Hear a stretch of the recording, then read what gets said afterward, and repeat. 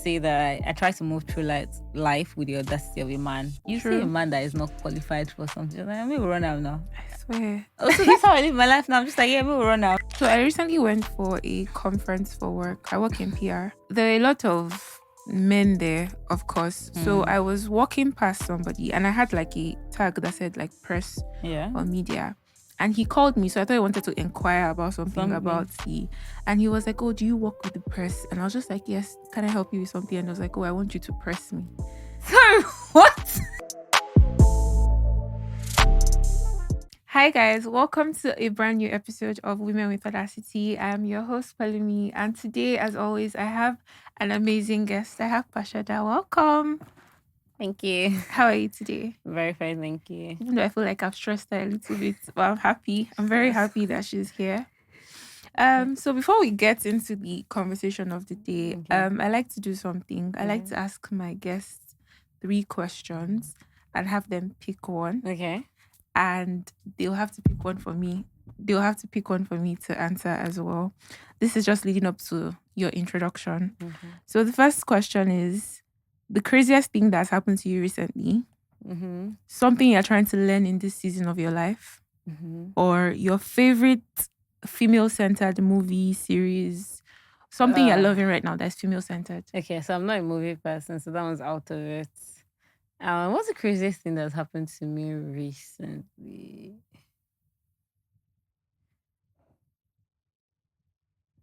Okay, let me go with something I'm trying to learn in this season, which is I think I would say finances. Okay. And not in the way that a lot of people are trying to learn finances. I'm not trying to learn how to save or invest. On the opposite, I'm trying to learn how to spend. Oh, okay, that's rare. Yes, growing up below middle class, you live in a constant state of like the fear of poverty. So you gather, but you need money to make money. You need to spend money to make money. So when I expanded my business, I was like, oh, we don't have so much money. How much do I have right now? And everybody kept telling me you need to hire because you can't be everywhere at the same time. The nature of your business requires you to have other hands. I'm like, oh, we can't afford that just yet. And so I just see it as capital. Like, just invest this money, expand your team, hire people. And let me tell you, I sat on this for a very long time. I would just get one personal assistant to run across all my businesses. And I kept struggling. Because obviously they were not delivering. I wasn't hiring great talent for like what I needed. Yeah. And finally this year I was like, you know what? Let's just try it out. Let me just hire. So I hired an operations person and I hired like an event assistant specialized to like this particular business. And it's been great. It's been actually really, really good. I can't lie. So yeah, I'm trying to spend money also on myself, take a trip from time to time. Yeah. Relax. Very important. Person where they walk the rest. Exactly. Yes. I think that's my lesson of the season. I love that. Yeah. That's very intentional. Okay, so you get to pick one of those questions for me. The first one, what's the craziest thing that's happened to you recently? So I recently went for a conference for work. I work in PR. Okay. And sometimes we have these like oil and gas conferences that we do media and PR for. So there are a lot of men there, of course. So I was walking past somebody and I had like a tag that said like press or media. And he called me, so I thought he wanted to inquire about something about the. And he was like, "Oh, do you work with the press?" And I was just like, "Yes, can I help you with something?" And he was like, "Oh, I want you to press me." Sorry, what? And I was just like, I could not believe what just happened. I think even from the shock on my face, he was just like, "Oh, I'm so sorry. You can go." Because I was like, from where to where? How did we get there? Honestly, yeah, but that has to be one of the craziest things that has happened to me. I agree. That's recently. Because men and audacity. Let me just tell you, I always say that I try to move through life with the audacity of a man. If you have the smidget of the audacity that men have, you would do things that women we are want to like overthink certain things. You see a man that is not qualified for something, like, we will run out now. I swear. Also, that's how I live my life now. I'm just like, yeah, we will run out. It's ridiculous. Yes. But yeah, wild. Anyway, so that people can get to know you. So this is how I like my guests to introduce themselves. Okay. I like to ask this question this way.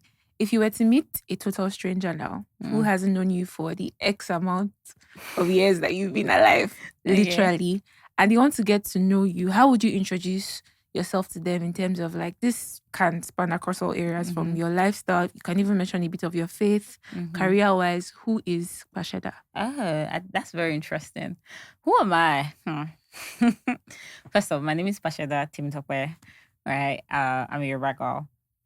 And if I get $1 for every time people ask me, yeah, Yoruba. I'm a Yoruba girl. I come from Ogun State. I am the last born of my family. I'm the only girl. I am very resilient. I am very tough, strong, stubborn, if you will. But I don't like to say I'm stubborn. I say I'm strong-willed. I'm a go-getter. If I say I'm going to do something, heaven knows I will stop at nothing till I achieve that thing.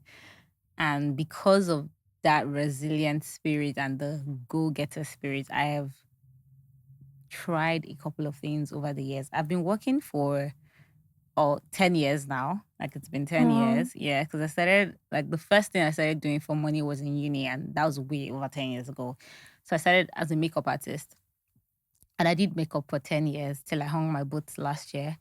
And I thrived as a makeup artist. I started in school, obviously, with students. And while I was in school, my school hired me to do makeup for like members of staff for their magazine and stuff. And so that was very encouraging. I used to work with models. Came out of school, I worked in entertainment industry for a while. So lots of music videos, adverts. I think dabbled into movies a bit, you know.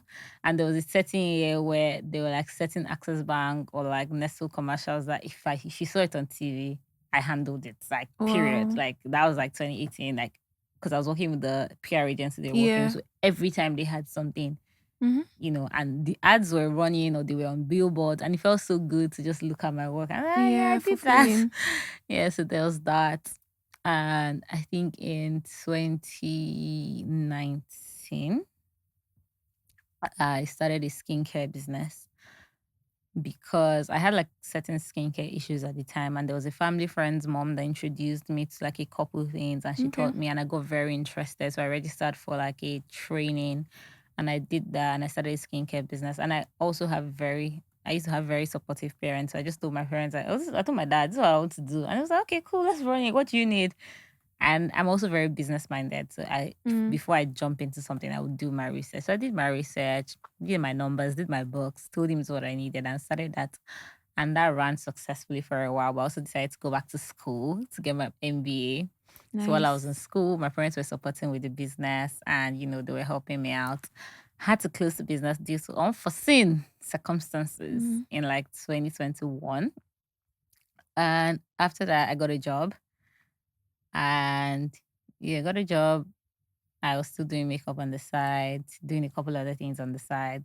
But basically, everything has led me to where I am today. So I think that that's a very good summary of who I am. I Yeah. keep trying things. I don't believe in I don't believe in staying in one place. Like I believe in really finding yourself. I say this thing where I want to die and know that I've expended all the talents I got put in me. If I Yeah. have the need to do something, obviously we're getting older, so you don't have as much leeway to just jump from one place to another. But I'm very grateful that when I was younger, I explored everything. I've cooked, I have tried styling, I've done makeup, I've modeled, I've done poetry. I've expanded myself. Like if I like it, I will try. If it sticks, it sticks. And I don't give up after the first, oh, it doesn't work.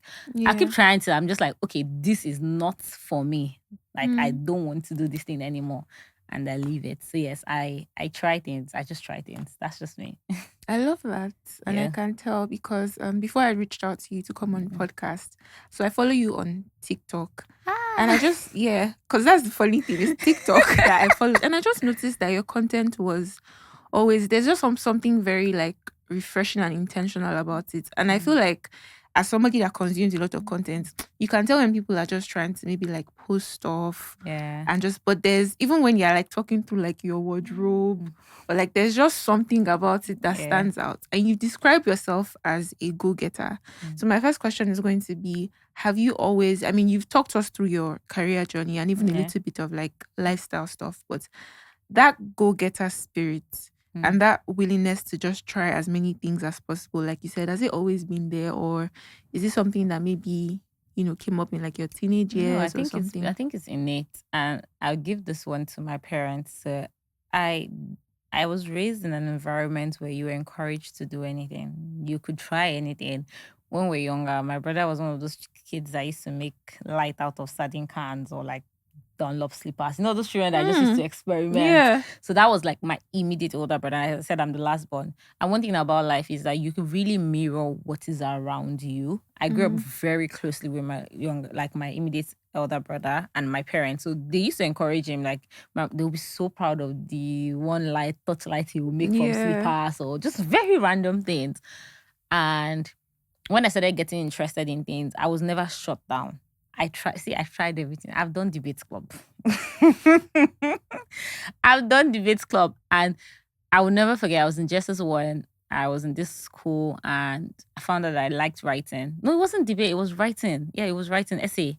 I found that I liked writing and I got put into jet class and whatever. We kept writing. And I went home one day. I just told my friend, mind you, my grades were not great.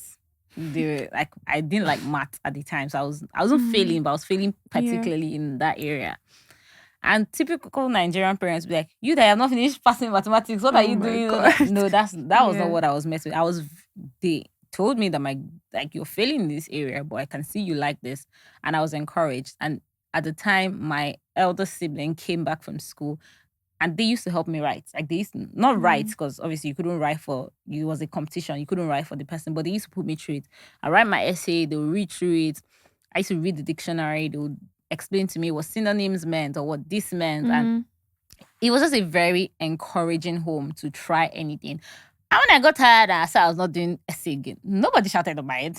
Nobody said, you wasted. No, it was just okay, cool. mm, And then I think I started experimenting with hair. I had like dolls and I was very interested in hair. And my mom would show me because my mom used to braid my hair. So when she was braiding my hair, she put a mirror and showed me like what she was doing. And okay. So whenever I went to school, I was in boarding. I went to school, I'll come back, I'll pick a new interest. And it's just like, okay, yeah. cool. Like this is just normal. And it wasn't just me. My immediate older brother was also like that. And I give a lot of credit to him when I talk about what's the word? How I am now. Because I really do believe that children mirror what they see. Mm, And the closest person to me, with like not relationship wise, the person I could see his daily activity was my older brother. And yeah. he used to explore. Like there's nothing my brother has not done. He has also tried coding, drawing. In Mm, short, he has sang, he's a rapper, he uh-uh. has done everything. So it was a curious home, like you could Mm, try. And I saw them encourage him. So I was like, okay, anything I liked, yeah. you just go. So I think that all of these things is what forms your confidence and self-awareness as an Mhm. adult. You're not scared to go for things because if you're being put down or you don't have that support as a child, you have to teach yourself the older you get. But I had a very encouraging environment.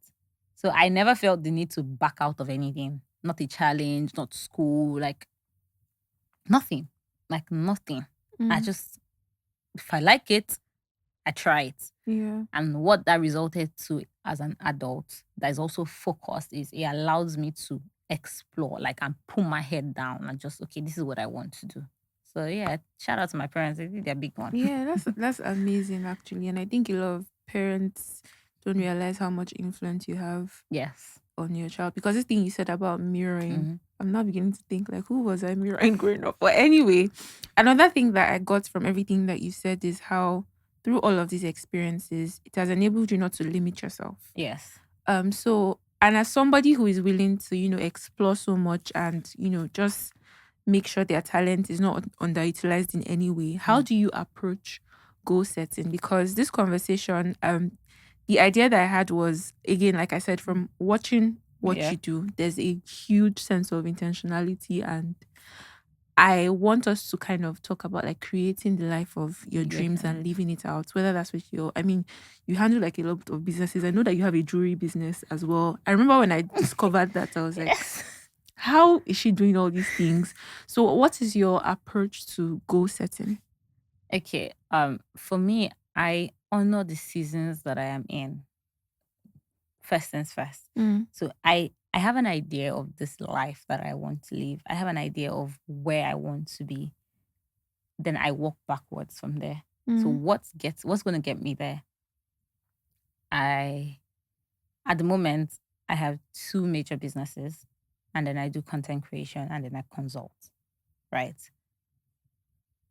Unfortunately, we're in a country where you have to do a lot of things to make solid money. Like Yeah. you don't, if you're doing one thing and you're making good enough money, you're part of like maybe how many percentage of people. Mm. So when I know that this is something I want to do, I first ask myself, am I doing it for pleasure, for passion, or am I trying to make money out of it? And what I say about honoring seasons is I'm also aware that there's certain things you do to come up. Like, it's not everything I dabble into that I say, oh, I want to do this for the rest of my life. And I'm also not afraid to quit. A Mm. lot of people will say, so I don't believe in sunk cost fallacy. Like, oh, because Mm. you've done these things for 100,000 years, you have to keep doing this even if it's not Yeah. working for you. Bow. No. But I'm also not careless with it. Like there has to be like a good balance. Every year, I ask myself, what do you want to focus on this year? What are you doing that can get you closer to where you want to be this year? And I also plan my year in quarters. So Q1, Q2, Q3, Q4. So I know the big goal for the year. I have a theme. Most times I have a theme for the year. This is the big goal for this year. Okay, so how do we get there? Mm. Now, these things that you've written down, how do they contribute to your long-term goals? Like eventually, where are you going to be? I think 2 years ago, I was doing things, I was making money, I was doing all right, but I knew that what I was doing, I didn't feel confident enough that that's what I wanted to do for the rest of my life. So I kept searching. I have 2 degrees, pretty smart. So I started um I started job searching. But I'd always known that I didn't want to be in the office space. Like I've never seen myself in a boardroom or like Yeah. growing. So I know that that's not it. But I was okay going back to corporate because maybe this is just the step I need at this particular time. Because I can tell that where I am is not, I'm not expanding. Like this is not where I've gotten comfortable Mm. at that point. So I'm like, okay, then there needs to be something different. So I kept searching. And it's in that search. Actually, it wasn't 2 years ago, it was like 4 years ago. It was in that search that I stumbled on what I'm doing now. Okay. Do you get what I mean? So in terms of life goals, I look at the big picture. This is the life that I have imagined in my head that I want. This is the life that I'm praying to God to give me. So what is going to get me there? Year by year, month by month, quarter by quarter. So I break it down. And I'm Mm. very intentional like at the things that I do. And I also make space for passion, hobbies. It's not everything that needs to be that serious. Like some things you just do for the sake of doing them. It's life. Like Mm. just do it. Yeah. And when opportunities come to my doorstep, I used to find it difficult to say no to certain opportunities because I just felt, oh, I had to gather. But I realized that that's like a scarcity mindset. Mm. So now I'm very comfortable saying, oh, this doesn't work for me at this time. Unfortunately, I can't take this on. I've turned down so many things in the last 1 year. I'm just like, Yeah. yeah, this doesn't work for me right now. This doesn't fit into the picture. And I don't feel bad about losing on them. I don't have any FOMO that I'm losing out on anything because I'm very focused on what season I am in. Mm. There's a season to gather, there's a season to bloom, Mm. there's a season to plant. Like there's seasons for everything. And if you pay attention to your life very closely, you would understand what season you're in. It's not every time that I'm currently in a thriving season. I bless God for that. Like things are working out. It wasn't always like this. There was like a year where I didn't understand what I was doing. Like I was confused. I was just like, what's going on? So I kept trying to jackpot. I kept trying to get a job. I kept trying to just do everything, but while still doing the things that I'm doing. But I knew that, okay, this is not it. And by the time I was like, okay, relax. This is probably just your planting season. I took the time. I did the work that had to be done. And things are working out fine. I'm still doing the work, but I'm seeing my results. Mm. It's not the day you put the seed into the ground that it will germinate into a tree. You have to Mm. honor your seasons. I think that that's very important. And they go hand in hand with setting life goals. Like, okay, this is what I want to do in this big life. This is the big dream I have in my head. How do I get there? Not every time will be fancy. Mm. Sometimes requires you to work for free. or maybe do certain things that they don't look like it, but in the long term they contribute to this life goal that you have. So I focus on seasons and I plan my year in quarters. Okay, this quarter, what did we achieve? What are we changing? What are we? I have meetings with myself, like me, only me. I will sit I down with love book that. and biro and be asking myself, okay, so you know it's your KPI this month, to how you go be What's now? up? Yes, that's how I approach goal setting, just life goal and just like the little things generally. Yeah, I like that. And I've learned a lot from everything you said actually. So just to lean into like lifestyle more, Yeah. when we first started this conversation, you talked about how you're trying to, take finances more seriously, especially like spending and investing, even though sometimes you're like, but you also mentioned something about traveling and, Yeah. let me say enjoyment. Yeah. What do you do to spark joy or Hmm. for self-care? What do I do to spark joy? Mm-hmm. This year I've been trying out new hobbies. That's what I've been doing to spark joy. I play tennis. I've gone to aerial yoga. I've done pottery class. I'm currently looking for a language class to sign up to. So that's what I do to spark joy. I talk to my friends. I can talk. Hey. And as little as that sound, that sparks joy for me. I talk to my friends a lot. I get on the phone and they just happy way. And in terms of self care, I take care of myself every day. So I don't do the, there's this self care thing of face masks. Is a part of my routine. So I don't see it as something that I take out time for. So Yeah. I look at my body as a machine. Like the more I'm using it, the more I have to keep it maintained. Like I don't want to break down, I don't want to burn out, and I do a lot of things. So I'm very conscious of taking care of myself. Towards my birthday, I could tell that I needed a break. And what did I do? Put up my phone for a weekend and I took a break. And we're back to work. And sometimes a break doesn't mean, you have to jet out.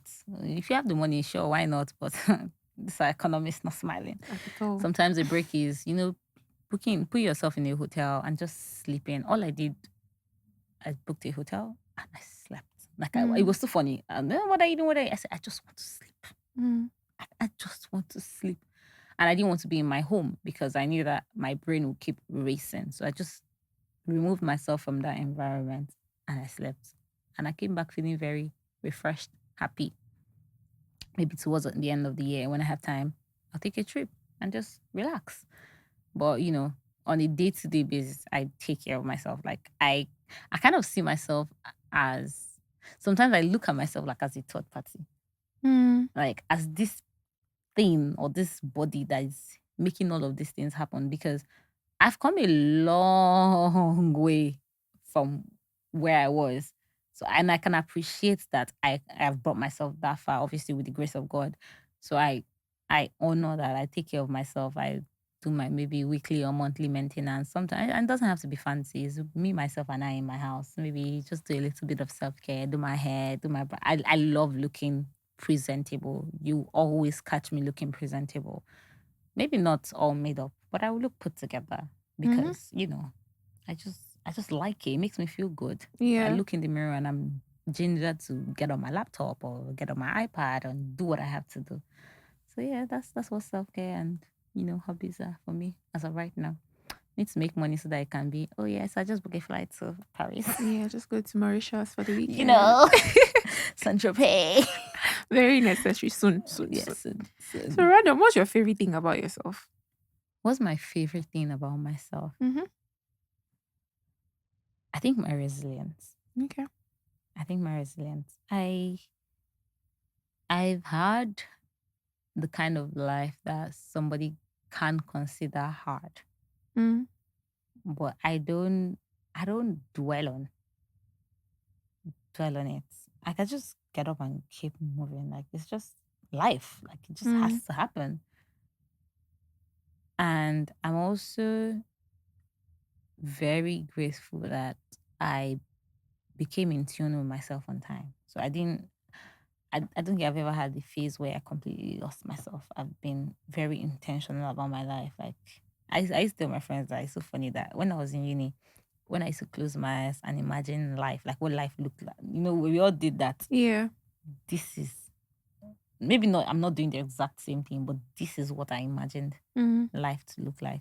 And because I have this picture or this thing in my head, I just keep going. Like even through the worst, like see the worst situations, I'll just keep going. Like I'll just keep it moving. I'll cry. I will cry. But you keep But I going. will keep going. Like regardless, I'll just okay, this thing has happened. But this thing also has to happen. Keep it moving. Yeah. So yeah, I really appreciate that about myself. I didn't realize how special it was till I started to meet people that just couldn't. Like this, a few people just don't have it. Like they just struggle. Like oh, they struggle to get things done, or they just. And to me, it's so innate that hey, I'm just looking at you. I'm like, just do it now. Huh? What are you talking about? Like, why do you have to Yeah. spend 1 minute? Do you want do it? My friends always tell me that if they want to do something, they will tell me about it because I'll keep asking. Guy, how far now? Like, run out now. Like, Yeah. what's going on? Just do it. I really appreciate that by myself. Sometimes it's not good, Sha, but we'll focus on the positive. Yeah, and I think that makes you like such a valuable. Like, obviously, I'm not saying people should not be using you for like And you can't motivation, even use me. My but boundaries, they strong. Pa. and I love that. I will tell you. I'm not afraid to tell you. I know. I love that, Unfortunately, I but can't do that for you right now. it just also means like people in your life can appreciate you a little bit extra. Yeah. Because truly, like you said, it's not something that everybody has. Everybody's not an executor, Yes. so to say. Yes. So I think having that voice, that person that puts you in check, if you are like, obviously, if that's somebody that you have in your circle, is really great. So one of my favorite things about you is your personal style. So I want to ask, like, how do you curate like your wardrobe? What's your You know, when I see people answer this question, there's always a story behind it. I'm like, I don't. It's so funny that it's the same way I say I try a lot of things. I think it applies to my style too. Okay. I have tried. I was a tomboy before. That's very hard There's to picture. pictures of me in like baggy. That's just what it was at the time. And Yeah. now I think my style has even evolved a lot. I think as a 2020, 2021, I was a dress girl. I would wear a dress. I didn't have any of this. I wear a dress anyway. Like, I don't care where we're going to. I was a girly, just dress girl. And last year, I think I said I just wanted my style to be more girl next door, very chill, very chic. And I started leaning into that. And this year, I've been in love with pants and two pieces. And I've started doing that. So if I wake up tomorrow and I think I want to be got, I think I will do it. So I don't necessarily have a story. I just see things that I like. And I think, okay, I know how to put things together that look good for me. Like if I see an outfit and I'm just like, okay, this will look good. But I'm also not, I don't think I'm very, there's some fashion babes that you just see that these ones, they can accompany. They just, Yeah. no, I think my style is very simple. It's just, this will look good. This will look clean. Let's do it. There's a time where I didn't used to wear colors. Now I'm wearing colors. Like me, I just wake up and do anything that I want to do. If it looks good. Fair. And yeah, I think, and in terms, another thing that contributes to style is not just the clothes that you're wearing, your jewelry, your face, your makeup. And because obviously I used to do makeup, I became very beauty conscious at a very young age. So I think that has also helped. Like I know, oh, my hair has to be put together. My face has to be, even if I'm not wearing makeup, okay, I need to do my brows, maybe get my lashes done. So it just ties the entire thing together that even when you throw on a simple black dress, you look good. Yeah. You look clean. And I think that's something that's very important for me. I just want to look presentable. Like I just want to look, I don't want you, if I meet somebody, I want, oh, this person looks good. This person smells good. That's all. If I see something I like, I wear it. I don't like it. If I tell you I don't like something, there's actually nothing you can do to get me to, I'm just not going to do it. Yeah. So yeah. So out of this, I know this question I'm about to ask maybe because people find it hard to answer it. Out of all the businesses that you do right now, what's your favorite one? I don't have a favorite one. You don't have a favorite one. Okay. I don't have a favorite one. You see that thing I said about seasons? It applies to my businesses. Okay.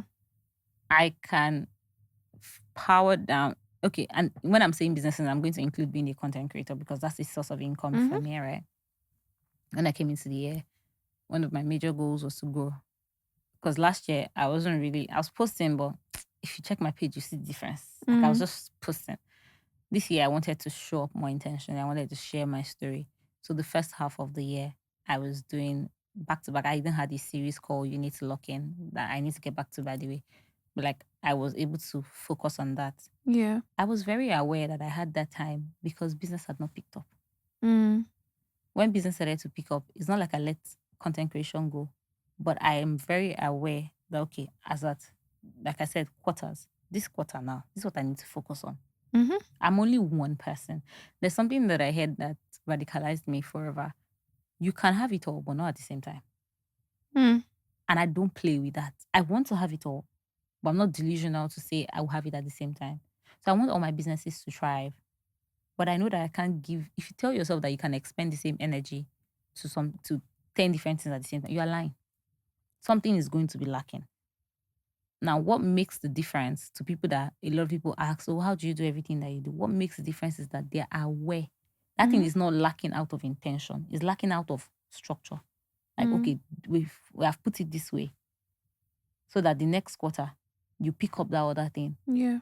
And this other one, based on the work that you have done before, can run on its own. And when I say on its own, not on its own, but there's just things that you give more energy to at a particular time. Yeah. In January to March, I was creating content back to back. Like I was posting like 4 times a week consistently because I wanted to come back to being top of mind. Like I wanted to just be out there. I did an event and I pushed that event with storytelling, with everything within me. That was my priority. Now, the second quarter, my priority was I'm experienced. I have an event management business. My priority was focusing on building a team, a solid team. Spilled into third quarter, unfortunately, because you got man plan, God disposes. I read this it. Man disposes God. I don't know. There's how you say. Man proposes, Man God disposes, proposes, or God something like disposes. that. Yeah. So it spilled over. But I could also understand one of the things that is very big on what I want to do this year is coming back to YouTube. I used to post consistently on YouTube before, but I had to, at first, I was beating myself up about it. Oh, you're not consistent. You're not doing this. What's your excuse? And I realized, come, how many are you? Zida Jory as well. We were having a back and forth with Instagram. They took down our page, opened a new one, they take it down. We opened like 5 new pages, they took it down. At some point, I told my business partner, come, let's chill. Let's allow this thing run its course. And we're going to relaunch very soon. So we are not online, but it doesn't mean I'm not working. I just know that, okay, for this moment, this is what to focus on for this business. Yeah. Oh, for this business, we want to relaunch. So we're working behind the scenes. We're bringing new styles. We're hiring. We're planning photo shoots. So when I come back, to you, it looks like I just come back. To me, I've been working on it for how long? So I'm very conscious of you can have everything, but not at the same time. And it applies to like my life in general. Okay, like the way I said, oh, this year I want to focus on certain things. The next year, my focus might be, oh, I want to build maybe a 1-year emergency fund. What does that mean? You are going to have to let some things go. You probably won't take as much trips. You probably won't buy as many things. But it's okay because you are conscious to where your energy and your resources are going to. So I don't have a favorite. I just know that, okay, this is your season. Now I've built a team, still training the team, but still working, but I'm very comfortable with the team that I have had. If I need to take a tiny step back and do something else, my business will not crumble. Will still be there. Yeah, for sure. I will come back, replicate what I've done on this other business. By the time I need to take a tiny step back to focus on something, it will not crumble. It will still be there. To somebody on the outside, oh, everything is just running at the same time. No, there's times and seasons. Okay, you have this period. You're heavy on this other period. Maybe this one is here, this one is here. And they interchange throughout the course of your life. Yeah. Yeah, that makes a lot of sense actually. And I think that helps people not put pressure on themselves. This is very funny. When I started doing a lot of things, I used to have this thing that everything must be in 100 at every point. The burnout was crazy. I can imagine. I won't sleep until I finish this thing. I have to, And there's also there's something we don't talk about in our community a lot. and when I mean community, I mean in Nigeria. Yeah.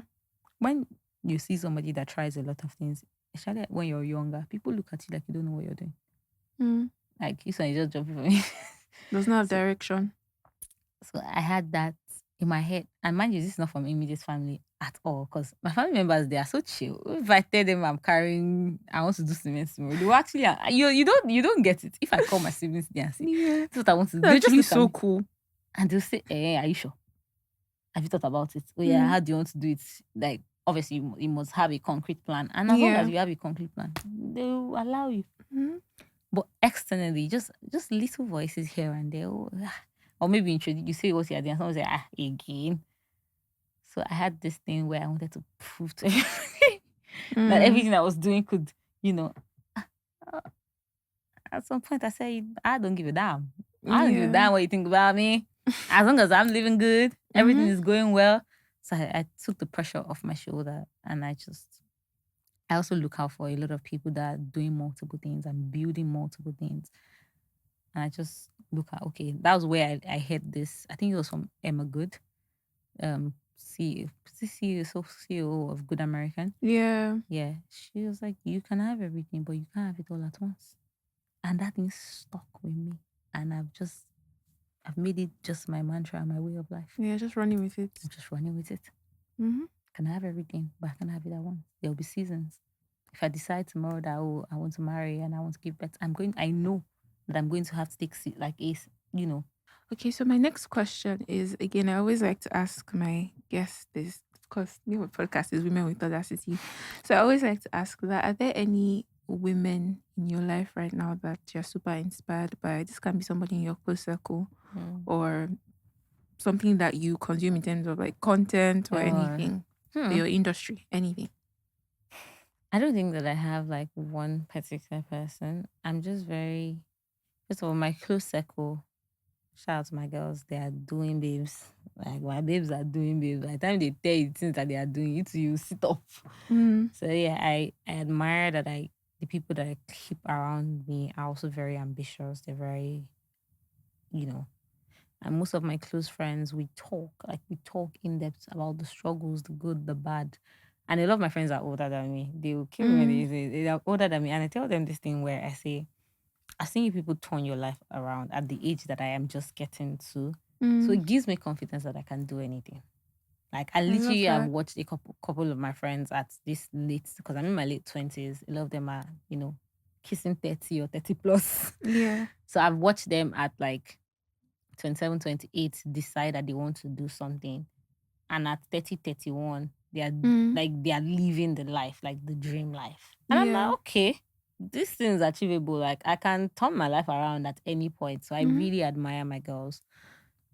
And also in terms of I love audacious women. Like I like to see a woman just doing something. It gingers me like, and it's the little things that inspire me. The other day I saw that there was a grant that Kai Collective did, and an event planner won that grant.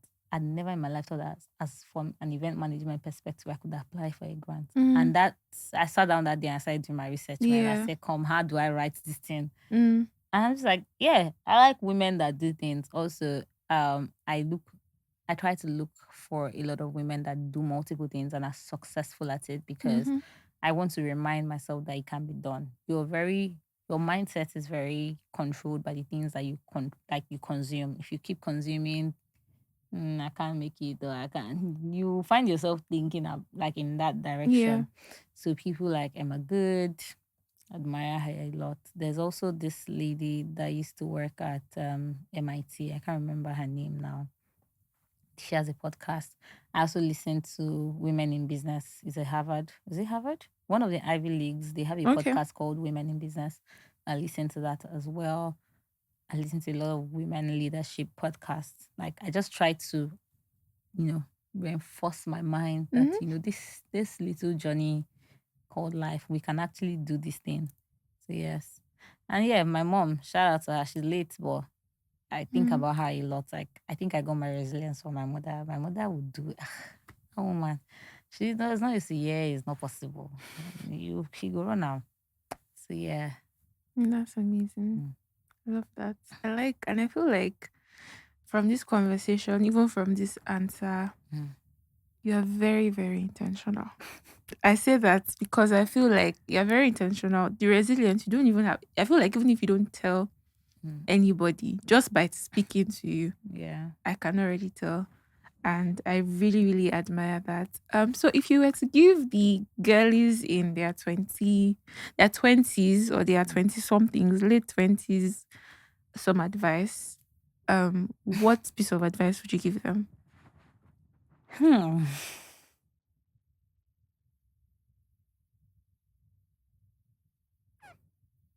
I think it will be stick to your guts. Okay.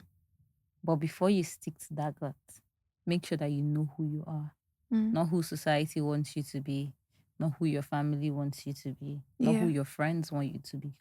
Who are you? Like, sit with yourself. Be very aware. Be very self aware. So, when people talk about self awareness, we think that it's a very easy breathe. No, we're in a very mental healthy era where it's just Yeah. saying you think it's all no, is we're talking about the good bad. The bad can be bad, very negative. So even if you are bad, I want you to know that you are bad. Not that you're just doing anyhow, Mm, up and down. Be aware because the first step to doing anything or any change is that awareness. So sit with yourself. And when you know who you are, stick to your guts because one thing that I have come to realize is that nobody can want anything for you more than you want it. So if you know that you want something, you have this thing you want to achieve, this thing you want, just trust your gut and like give it your all. It doesn't matter if you fail. If you fail, it's just another learning curve. Like and search for failure. mm, Because if you're not failing at something, no, I don't know what you're doing. You're actually just deceiving yourself. And when I mean failure, failure looks like different things. It can look like trying to yeah. film this podcast today and it didn't happen. Mm, Like don't be so scared of failure that you don't have the audacity to try things. A lot of people that don't want to try things, I see that it's from a place of oh they don't want to fail or they don't want to be perceived as to be seen trying or to be seen failing. But no, fail. Fail as many times as you can so that you can learn faster and get to that point you want to get to faster. And all of this comes from just sticking to your gut. mm, Like if you have this conviction and you stick with it, even if you fail, you'll be able to stand up again without like anybody saying anything. Like you can tune out the outside noise and just stand up. Try again. Stand up. Try again. yeah. So yeah, I think stick to your gut a bit, but stick to your gut when you know yourself, please. Thank you. I love that disclaimer at the Thank end. you. Oh wow, thank you very, very much, Pasheda, for coming on Thank you the for show. having me. I feel like we have a lot of gems from this very short conversation. All right, guys, that's it from today's episode. Please follow Pasheda everywhere. You see her handles below and follow Women with Audacity so you keep up with new episodes. Catch you next time. Bye.